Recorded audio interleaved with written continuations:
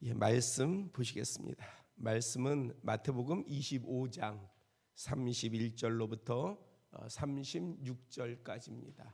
신약성경 44쪽이 됩니다.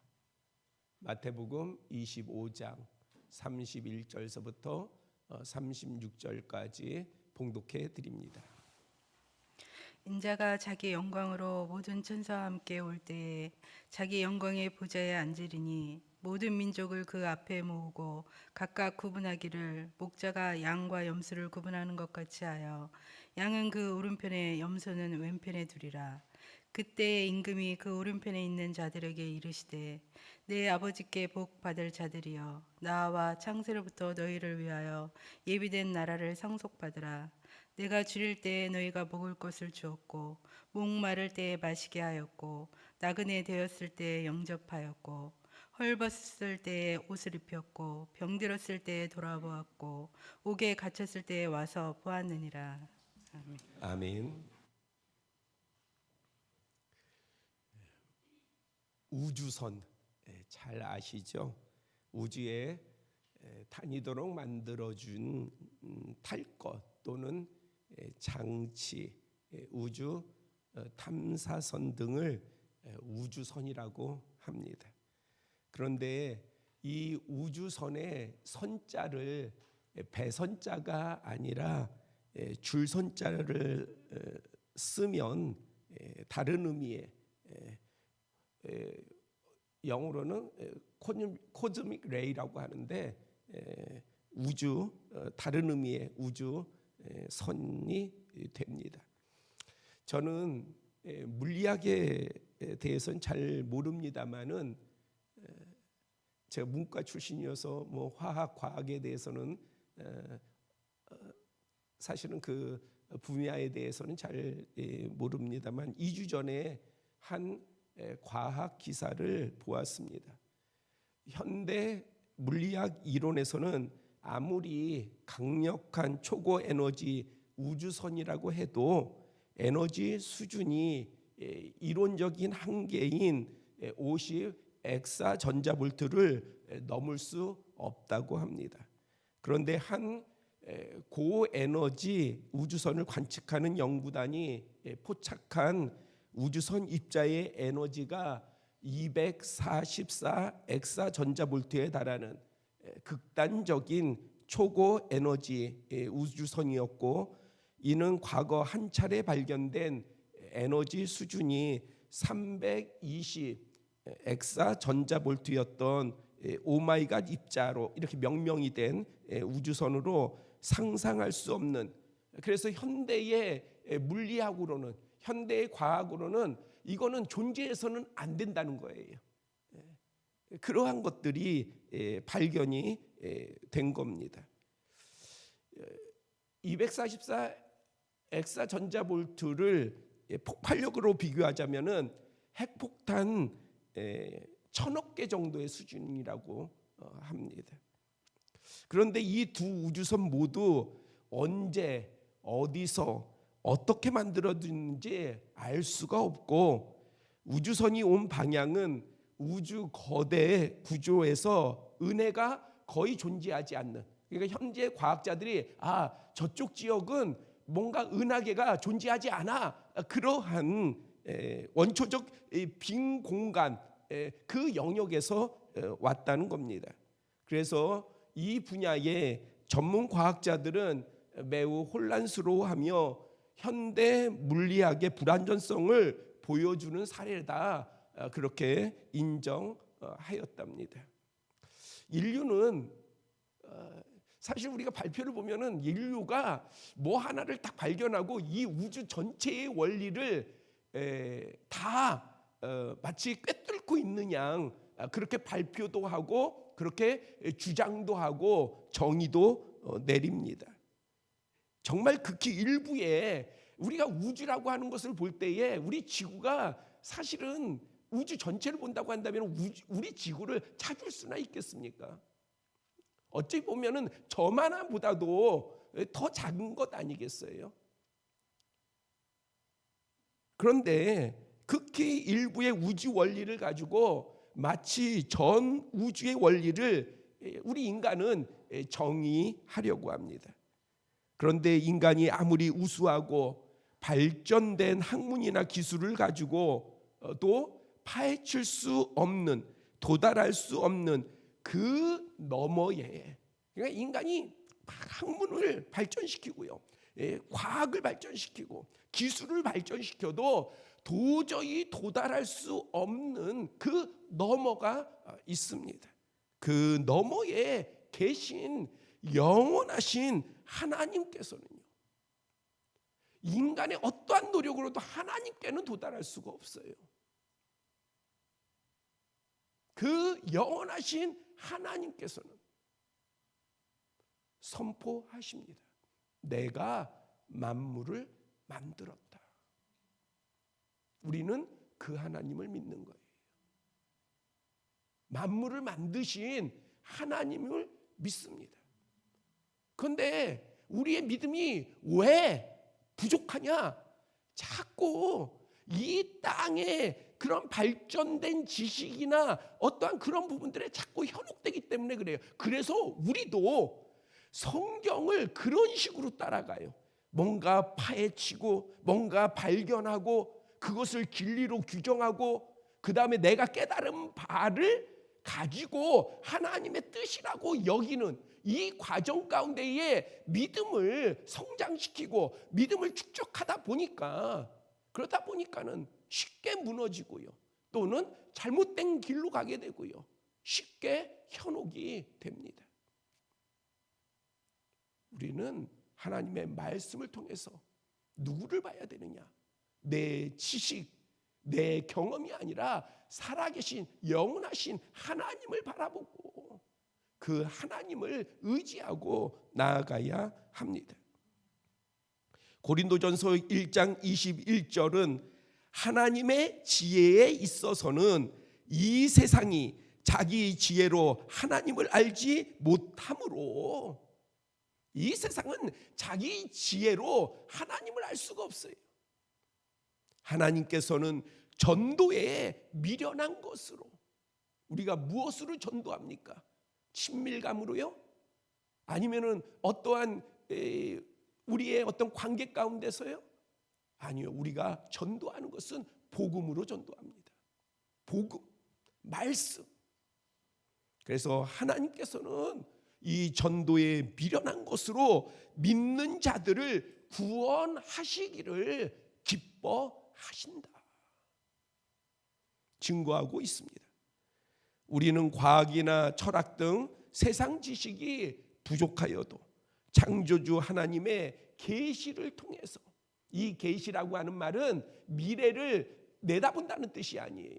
계시라고 하는 말은 스스로 내비친다. 다시 말하자면 하나님께서 스스로 보여주시는 바를 통해서, 말씀을 통해서, 감동과 감화를 통해서, 성령님의 역사를 통해서, 우리에게 계시를 통해서,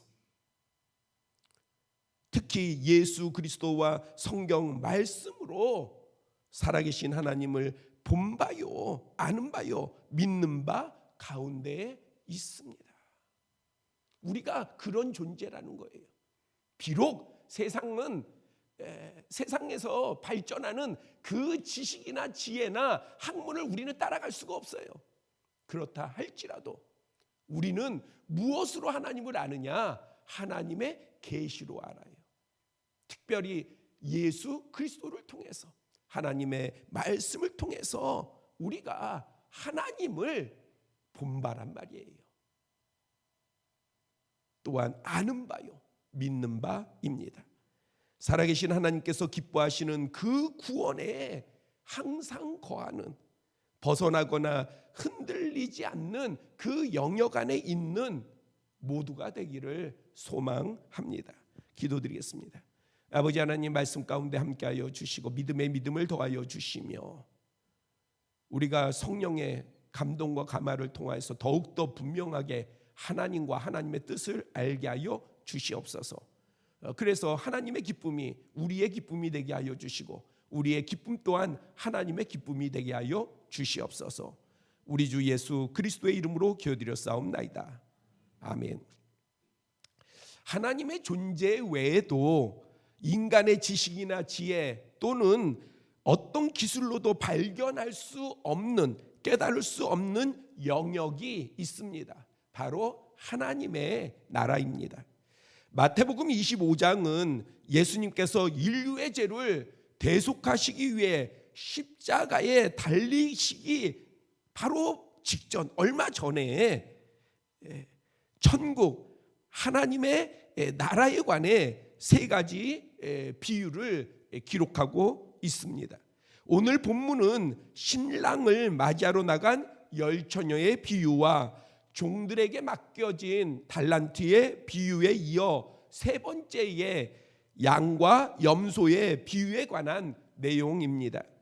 본문 32절은 예수님께서 다시 오실 때 모든 민족을 그 앞에 모으고 각각 구분하기를 목자가 양과 염소를 구분하는 것 같이 한다 밝히며 내 아버지께 복받을 자들이여 나와 창세로부터 너희를 위하여 예비된 나라를 상속받으라고 강하게 당부하고 있습니다.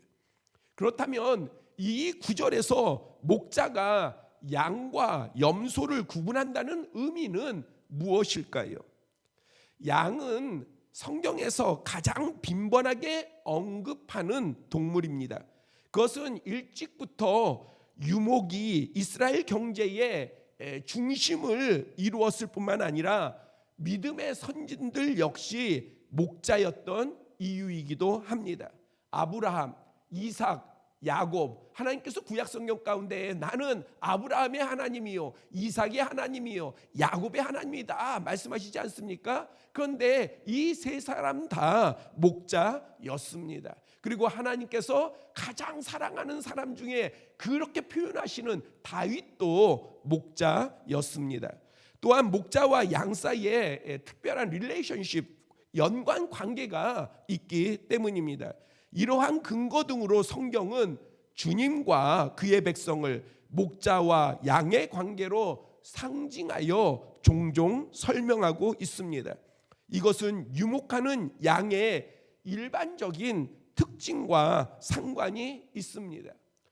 알려진 바에 따르면 양은 머리가 나쁘답니다. 그리고 시력이 약해서 1, 2m 앞을 잘 파악하지 못한다고 합니다. 반면 청각은 발달하여 자신의 목자 음성은 잘 구분한다고 합니다. 그리고 양은 온순하고 인내심이 강하며 순종 쪽이어서 목자를 잘 따르고 사무엘하 12장 3절은 주님과의 친밀함을 표현하고 있습니다. 양에게는 푸른 초장이나 맑은 시냇물가보다 더 중요한, 아니 절대적으로 중요한 것이 목자입니다. 목자 없는 양은 맹수가 다가오면 다른 짐승들은 작은 짐승도 도망가잖아요. 그런데 이 양은 도망가질 못한답니다. 그래서 먹히게 됩니다. 길을 잃어 구덩이에 빠지거나 굶어 죽습니다. 또한 주기적으로 털을 깎아주지 않으면은 털에 너무 길게 자라 더위를 못 견디고 털 무게로 활동하지도 못한답니다. 양은 목자를 떠나서는 절대 살아갈 수가 없습니다. 이것이 양이에요. 그러니까 양과 목자, 목자와 양은 뗄래야 뗄 수가 없는 관계인 것입니다. 떼는 즉시 양은 죽는 거예요. 그런데 염소는 양보다 상대적으로 똑똑하답니다. 활발하고 민첩하며 홀로 풀 많은 곳을 잘 찾기도 한답니다.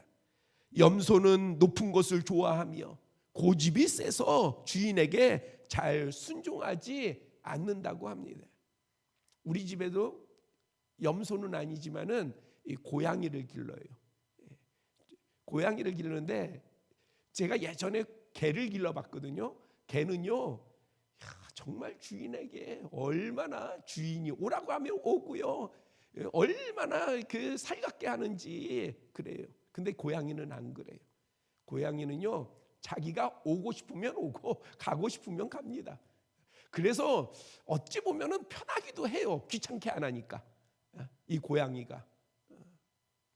아무튼 이 염소는 자기 마음대로 해요. 자기 마음에 좋으면 주인에게 오고, 마음에 내키지 않으면 아무리 주인이 오라고 해도 오지 않는 게 염소입니다. 유목하는 양에, 오늘날에 있어서의 유목하는 양은 거의 뿔이 없습니다.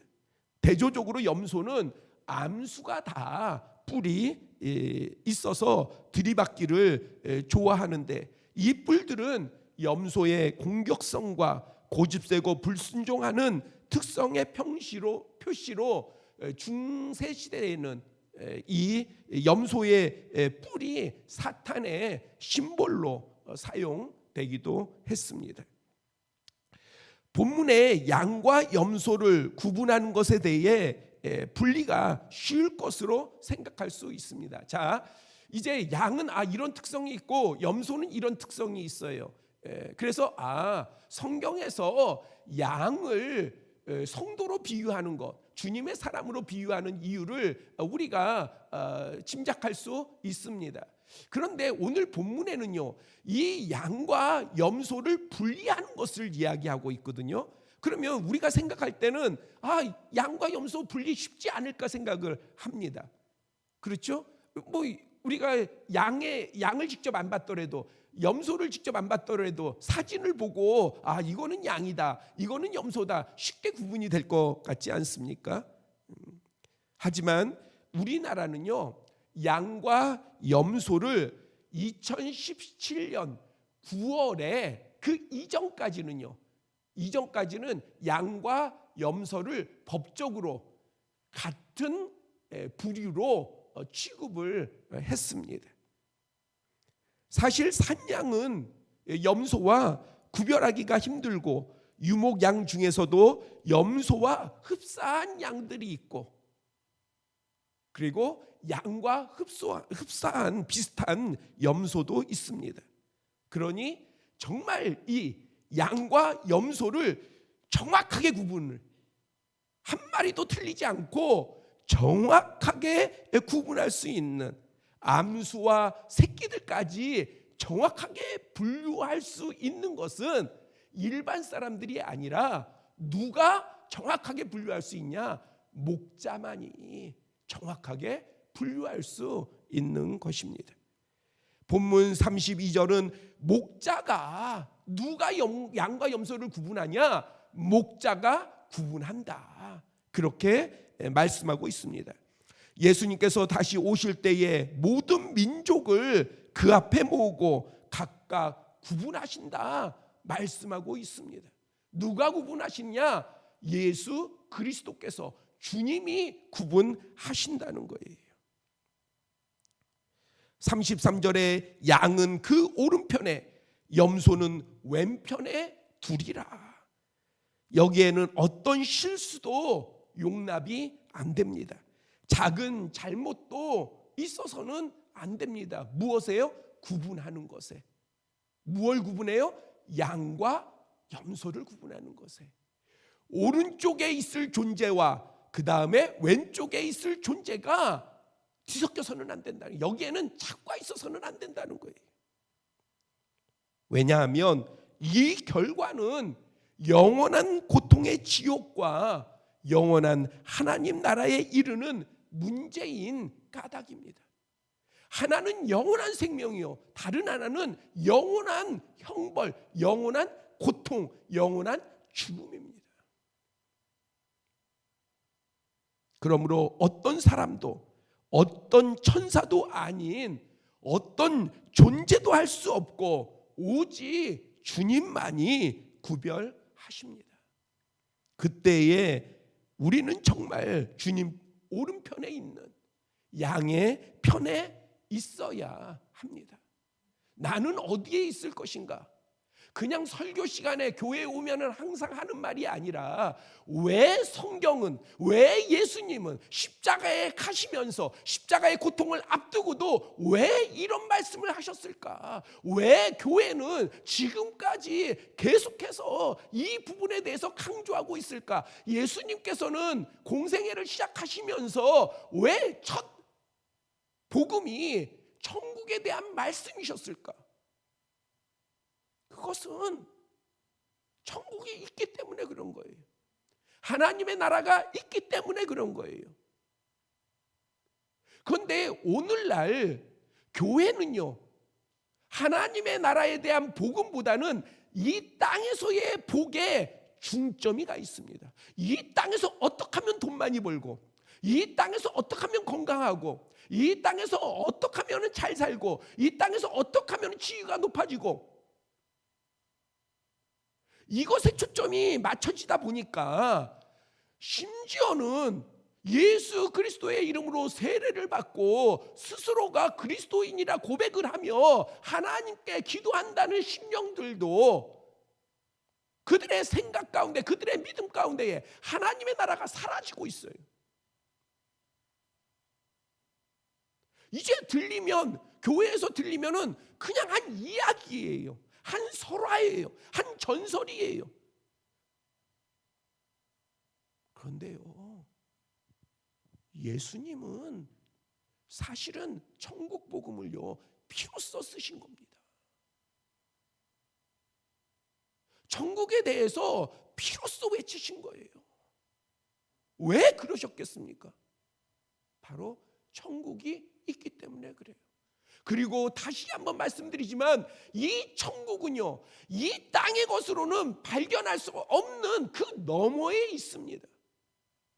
이 천국에 대한 복음은 온전히 그 나라의 주인이 되시고 영원히 그 나라의 통치자가 되시는 하나님에 의해서만이 선포되어지고 나타난 것이에요. 그런데 우리는 복음을 알고 하나님의 은혜로 하나님의 나라를 알 뿐만 아니라 그 나라의 시민권을 가졌습니다. 그래서 사도 바울이 뭐라고 고백합니까? 사도 바울은 당시에 가장 강한 나라 로마 제국의 시민권을 가졌어요. 그래서 그는 다른 곳곳에서는요, 어떠한 형벌도 받지 않아요. 심지어는 사람을 죽여도 형벌을 받지 않아요. 왜? 자기가 나는 가이사, 난 로마 시민권이 있으니까 가이사 앞에서 나는 심판을 받겠다 하면 그 사도 바울을 어찌하지 못하고 가이사 있는 로마까지 데려가야 합니다. 그게 로마 시민권의 권세예요. 그럼에도 사도 바울은요, 그 로마 시민권을 내세우지 않았어요. 왜냐하면 그에게는 다른 시민권이 있었어요. 어떤 시민권입니까? 바로 하나님 나라의 시민권이에요. 그래서 그는 이 땅을 살아갈 때에 로마 시민권자의 권세를 누린 것이 아니라 바로 하나님 나라의 시민권자의 권세를 누렸습니다. 이 하나님 나라의 시민권이 우리에게 있음을 믿습니다. 그러면 우리가 하나님 나라의 시민권이 있으면 그 시민권을 가지고 살아가야 되지 않겠습니까?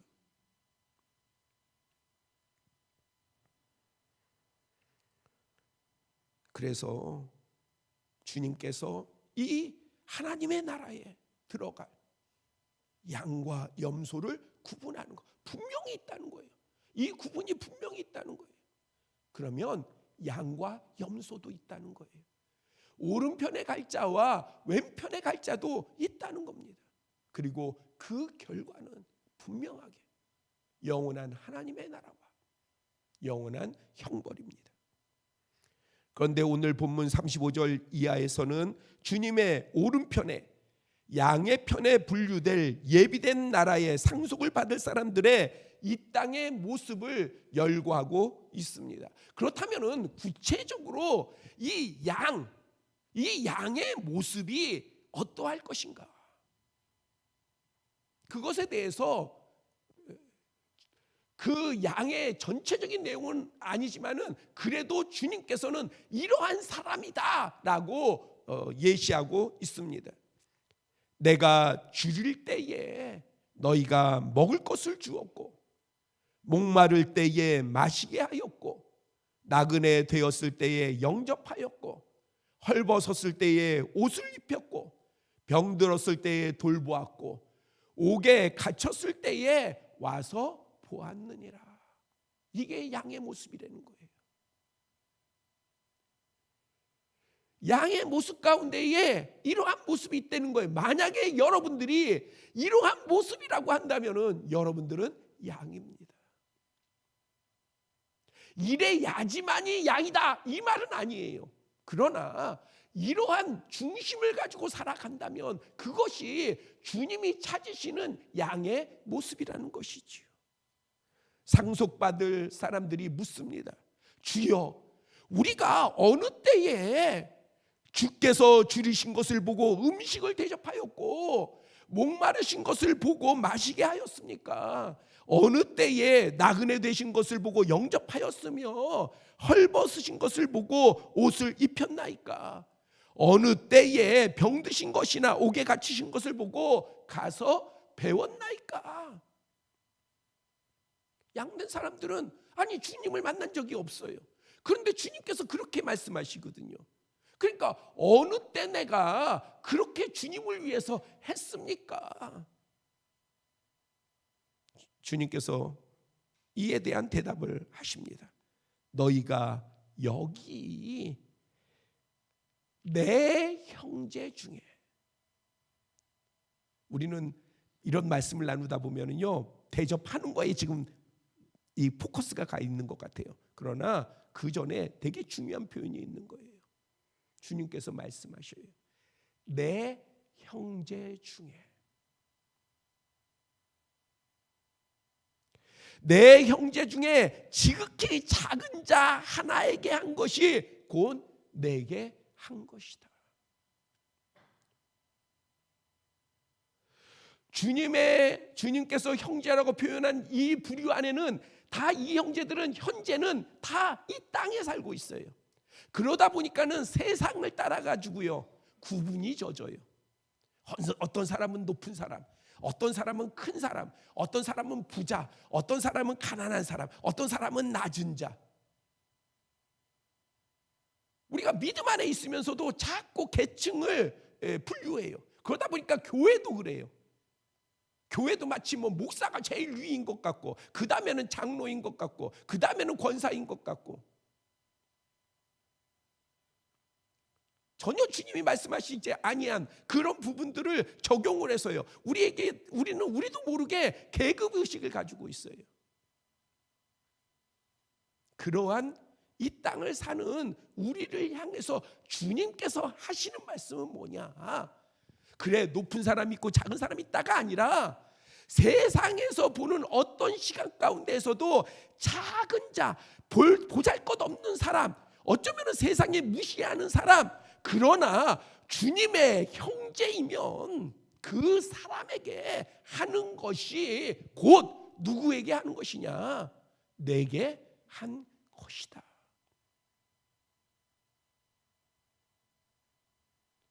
그래서 지혜로운 사람은요 이 땅의 계층의 분류에 그 안경을 벗어야 돼요.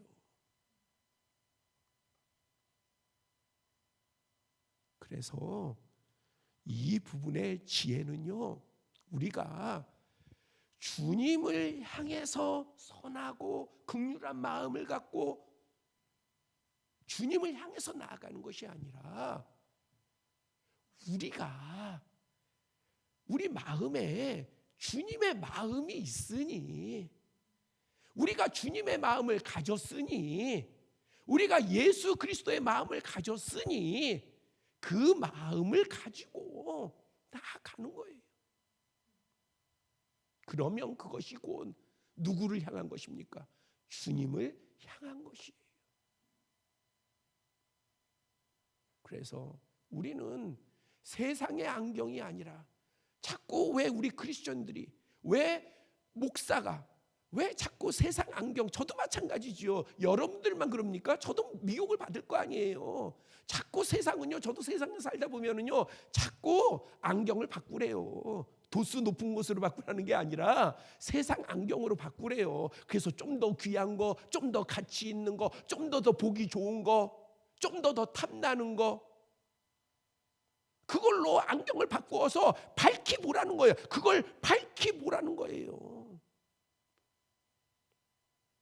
사탄이 첫사람에게 야, 저 선악과, 그 전까지는요 안 보였어요. 그런데 야, 저 선악과 먹으면 너 하나님과 같이 돼.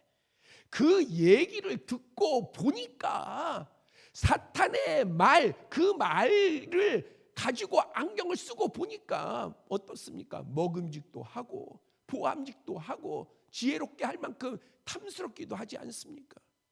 그래서 먹게 되잖아요. 그래서 하나님께 불순종하잖아요. 그런데 우리는 세상의 그러한 안경을 좋아하지 말고 예수 그리스도의 안경을 끼시기를 바랍니다. 무슨 말이냐? 예수 그리스도의 눈으로 보고 예수 그리스도의 마음으로 나아가는 그러한 우리의 삶이 되어야 합니다. 이것은 이상적인 것이 아니에요. 현실 불가능한 것이 아니에요. 주님께서는 이렇게 살래요. 왜 이렇게 살라고 하십니까? 주님께서요. 우리가 할 수도 없는데 왜 주님께서는 자꾸 하지 못하는 이 일을 하라고 하십니까? 하나님의 말씀은 자꾸 왜 이러한 것을 실행하라고 합니까? 실천하라고 합니까? 예, 우리는 못해요. 그런데 주님께서는요, 우리가 할 수 있도록 성령을 부어주시고 능력을 주시고 은사를 주시고 은혜를 주시고 그리고 복을 더하시기 때문에 우리에게 공급되는 하나님으로부터, 살아계신 하나님으로부터 공급되는 것이 있기 때문에 우리는 못하는 것이 있는 것이 아니라 할 수 있는 거예요. 우리에게는 할 수 있는 믿음이 있어야 되는 겁니다. 미리부터 겁먹고 미리부터 계산하고 미리부터 판단하고 미리부터 포기하는 것이 아니라 우리는 주님을 믿으니 우리 안에 예수 그리스도가 계시고 우리 안에 주님의 마음이 있고 그러하니 우리는 할 수 있는 거예요. 그래서 나아가면 우리도 모르는 사이에 주님을 위하여서 음식을 대접했고 마실 것을 드렸고 치료하였고 위로하였고 고난을 함께하였고 슬픔을 함께하였고 기쁨을 함께 나누었고 복을 함께 나누었고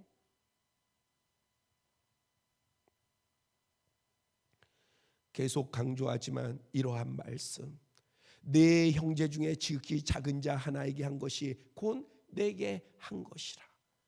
이러한 말씀은요, 덕을 말하는 게 아니에요. 윤리를 가르치는 것이 아니에요. 우리 중심에 새겨져 있고 우리 삶에 반영되어야 할 양과 염소를 구분하시는 주권을 가지신 오직 한 분 예수 그리스도의 요구이십니다. 주님이 목자인 양은 희생하는 양이요, 섬기는 양이요, 사랑이 많은 양입니다. 사람들은 세상의 좋고 아름답고 높은 가치를 앙망하여 바라봅니다. 하지만 주님께서는요, 교회를 바라보십니다. 주님의 양들의 공동체인 까닭이에요. 교회는요, 건물이 아니라 주님을 사랑하는 양들의 공동체인 거예요. 그래서 주님의 시선이 교회에 와 있는 것입니다. 그런데 이 공동체 안에는요, 양도 있고 염소도 있을 수 있습니다. 때로는 염소를 따라하는 양도 있고 또 양인 척하는 염소도 있을 수 있습니다. 그런데 그날 그 시에는요, 정확하게 구분이 돼요. 왜? 누가 구분하시냐? 우리가 투표해서 정하는 것이 아니라 주님께서 정확하게 구별하시는 하시는 까닭이에요. 오늘 본문 말씀을 뒤집어 생각하면 주님의 예비된 나라를 상속받는 믿음의 사람은 꼭 본문의 내용대로가 아니어도 주님의 양처럼 살아갑니다. 선한 목자의 양은 선한 목자를 따라가듯 주님의 양은 주님을 따라가는 삶을 삽니다. 주님께서는 그렇게 살아갈 능력과 지혜와 은혜를 주십니다. 그래서 주님의 양으로 이 땅을 살아간다라고 하는 것은 결코 무거운 지지 못할 멍에를 지고 살아가는 것이 아닙니다. 그것이 아니라 오히려 주님이 주시는 권세로 살아갑니다. 지금까지 믿음의 선진들이 어떠한 상황과 어떠한 환경에서도 승리하였습니다. 그러하듯 우리도 주님의 권세로 승리할 줄 믿습니다. 왜냐하면 우리가 주님의 양인 까닭입니다. 결코 주님의 양은 목자 되신 주님께서 외면하지 아니하십니다. 버려두지 아니하십니다. 항상 돌아보셔요. 항상 돌아보셔요. 제가 그 양떼를 여러 차례 본 적이 있어요. 근데 호주에 있을 때에 시드니에서 애들레이드라고 하는 곳까지 14시간 차로 쉬지 않고 가면 14시간이에요. 그 정도의 그 길을 간 적이 있어요. 가는데 한 목장을 지나는데 100km로 30분을 달리는데도 한 그 농장이 끝나지를 않는 거예요. 끝나지를 않아요. 그런데 그 철책이 있는 그 곳에 울타리가 있는 그곳에 정말 작은 양이, 저는 양에 대해서 잘 몰라가지고 이게 어른 양인지 새끼 양 같기도 하고 아닌 것도 같고 한 그 정도의 양이 혼자 언덕 너머에서 그 울타리 그 사이에 껴져 있더라고요. 그런데 보니까 되게 슬퍼 보여요. 그래서 제가 염려를 했어요. 야, 저 양 어떡하냐. 그랬더니 같이 동행했던 친구가 그러더라고요. 염려하지 말라고. 해질 때가 되면 목자가요, 저 주인이 반드시 찾아온다는 거예요. 찾으러 온다는 거예요. 왜? 자기의 양에서 다 알기 때문에. 우리는 주님의 양입니다. 주님께서 놓치지 않아요. 내가 주님의 양이면 주님께서는 결코 나를 놓치지 않으십니다. 나를 붙잡아 주시고 이기도록 하십니다. 본장 제일 마지막 절은 이렇게 선언하고 있습니다. 악한 자들은 영벌에, 의인들은 영생에 들어가리라. 우리는 앞서 34절에 선포하신 내 아버지께 복받을 자들이요, 우리를 향한 말씀이에요. 하나님께 복받을 자들이요, 이미 선포하고 계시는 거예요. 우리는 하나님으로부터 복받을 자들입니다. 주님의 음성을 듣고 따르는 목자의 마음을 가지고 살아가는 온전한 주님의 양이 되시기를 바랍니다. 그러면 확실한 주님의 예비된 영원한 나라를 상속받을 뿐만 아니라 그것이 이 땅을 살아가는 우리의 힘이요, 능력이요, 권세가 되고 그것이 현실 가운데에 믿음 있는 자에게는 분명히 반영되고 나타날 줄 믿습니다. 이 은혜가 가득하시기를 바랍니다. 기도드리겠습니다. 아버지 하나님, 세상에서 우리가 너무 분주합니다. 그러다 보니 하나님의 나라가 흐려져 갈 때가 많이 있습니다. 다시 우리의 심령을 깨워 주시사 우리가 하나님 나라에 속한 하나님 나라의 시민권자임을 잊지 않게 하여 주시고 그것이 우리의 이 땅에서 어떤 것과 비교할 수 없는 권세요 능력인 것을 우리로 하여금 잊지 않게 하여 주시옵소서. 그리고 그 권세와 능력으로 말미암아 이 세상 가운데 당당하게 하여 주시고 주님의 마음을 가지고 능히 섬기게 하여 주시고 능히 살피게 하여 주시고 능히 사랑하게 하여 주시옵소서. 그래서 정말 하나님께서 기뻐하시며 복 있는 자들이라 우리가 칭함을 받으며 분명하게 이 땅에서도 주님의 오른편에 있는 주님의 양들이 되게 하여 주시옵소서. 모두를 축복합니다. 예수 그리스도의 이름으로 기도드려 싸움나이다. 아멘.